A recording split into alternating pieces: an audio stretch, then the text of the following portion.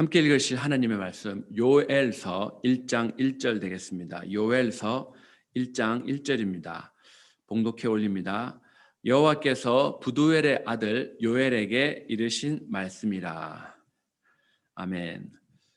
오늘부터 요엘서를 통해서 주시는 하나님의 은혜를 나누기를 원합니다. 이 요엘서는 전체 분량이 3장밖에 되지 않아서 5분 정도면 읽을 수 있는 책입니다. 빨리 읽으면 5분도 걸리지 않습니다. 구약에는 예언서가 17권 있습니다. 분량이 많은 예언서 5권을 대선지서라 그러고, 그리고 분량이 상대적으로 짧은 12권의 책을 소선지서라고 말합니다. 그리고 이 요엘서는 소선지서에 들어가 있습니다. 요엘이라는 이름의 뜻은 야훼 is God, 여호와는 하나님이시다라는 그런 뜻입니다. 여호와는 하나님이신데 그 요엘이 지금 이 요엘 3장을 통해서 요엘서 3장에 걸쳐서 강조하는 주제가 뭐냐라고 하면 바로 주의 날이 가까이 왔다입니다. Day of Yahweh is near. 여호와의 날이 가까이 왔다. 주의 날이 가까이 왔다. 이 표현이 요엘서에 5번 나옵니다. 중요하기 때문에 5번씩이나 반복하고 있습니다. 주의 날이 가까이 왔기에 그러면 나는 무엇을 해야 되는가? 바로 회개를 해야 된다라고 이야기합니다. 그래서 마지막 날이 가까웠기에 회개를 촉구하는 그런 내용이 바로 요엘서입니다.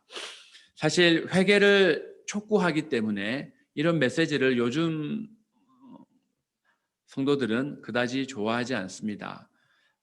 당신 회개해야 됩니다. 하나님이 당신을 회개하기를 원합니다. 라는 말에는 벌써 당신은 하나님 뜻대로 살지 않고 있다.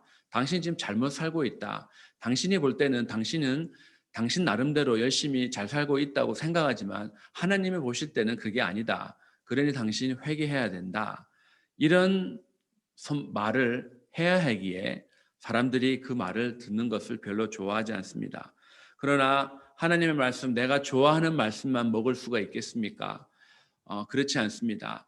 이 선택적으로 취소하는 게 아니기에 우리는 모든 하나님의 말씀을 다 듣고 실천해야 합니다. 그 중에 제일 중요한 것이 바로 회개가 아니겠습니까?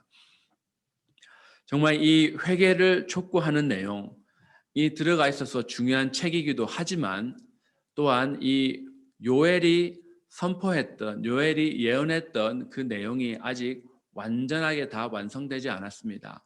아직 여호와의 날이 완전하게 이루어지지 않았습니다. 주님이 다시 오신다고 말씀하셨습니다. 주님 한 번 더 오셔야 되는데 그 날이 아직 이르지 않았습니다. 그래서 그날은 내일일 수도 있습니다. 그날은 아무도 모릅니다. 우리가 주님 앞에 서는 날, 그날은 주님이 곧 오셔서 우리 모두가 주님 앞에 설 수도 있고 우리 모두는 다 죽기 때문에 그 죽음의 날이 바로 우리에게 있어서는 주의 날입니다. 우리가 주님 앞에 서는 그 날이 바로 주의 날이 됩니다. 그래서 그날은 우리가 알 수 없기에 우리는 그날이 언제 오든지 그날을 자신 있게 맞이할 수 있는 준비를 해야 된다. 그 메시지가 저희들에게 아직 유효합니다. 그래서 이 아직 완전한 그 주의 날의 성취가 이루어지지 않았기에 마지막 날을 우리들은 어떻게 살아야 되는가, 그것을 알려주는 책이 바로 요엘서입니다. 이 요엘서는 종교적으로 정치적으로 아주 불안정한 시대에 살았습니다. 북이스라엘은 물론이고 남쪽 유다에서도 우상을 섬기는 것이 만연했던 시절입니다. 그들 주위에 있는 나라가 바로 침략하기도 하고 또한 그들 주위에 있는 나라들이 섬기는 우상이 그 나라에 흘러 들어와서 그 나라에는 우상이 가득했습니다. 또한 그 와중에 나라가 하나님을 떠나 있는 상황에 지금 메뚜기 떼 재앙이 그 나라를 덮쳤습니다. 저희들은 지난 여름에 중국에서 대홍수가 나고 이 아프리카에서 날아온 셀 수도 없는 어마어마한 메뚜기 떼들이 중국을 이제 덮칠 것이다. 그런 뉴스를 들었습니다. 그만큼 엄청난 이 메뚜기 떼들이 그 이스라엘을 덮쳤습니다. 그러나 거기까지는 그렇다 치는데 바로 가뭄 또한 찾아옵니다.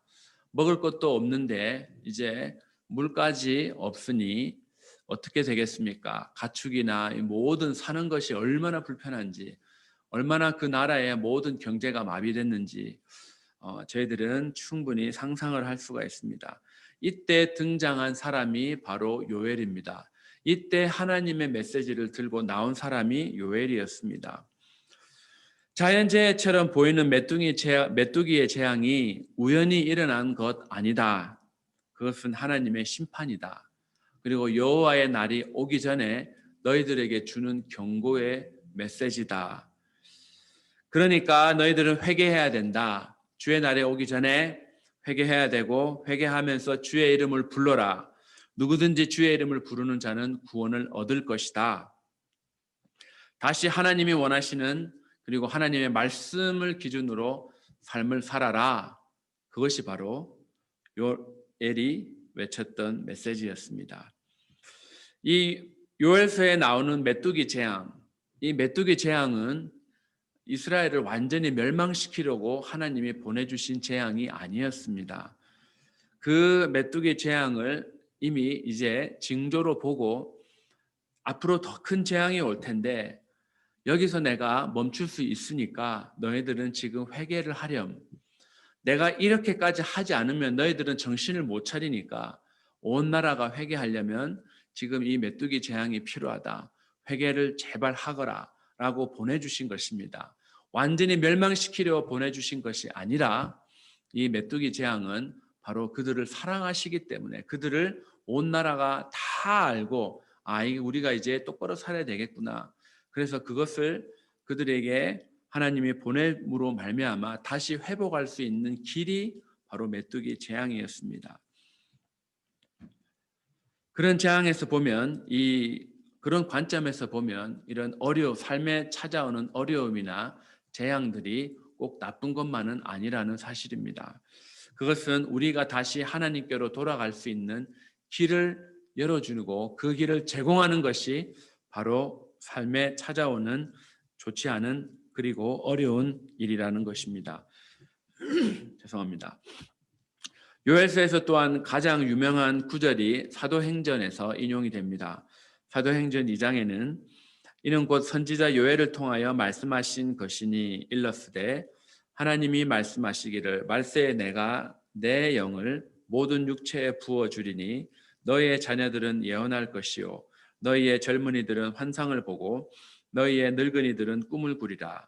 그때에 내가 내 영을 내 남종과 여종들에게 부어주리니 그들이 예언할 것이요 내가 위로 하늘에서는 기사를 아래로 땅에서는 징조를 베풀리니 곧 피와 불과 연기로다.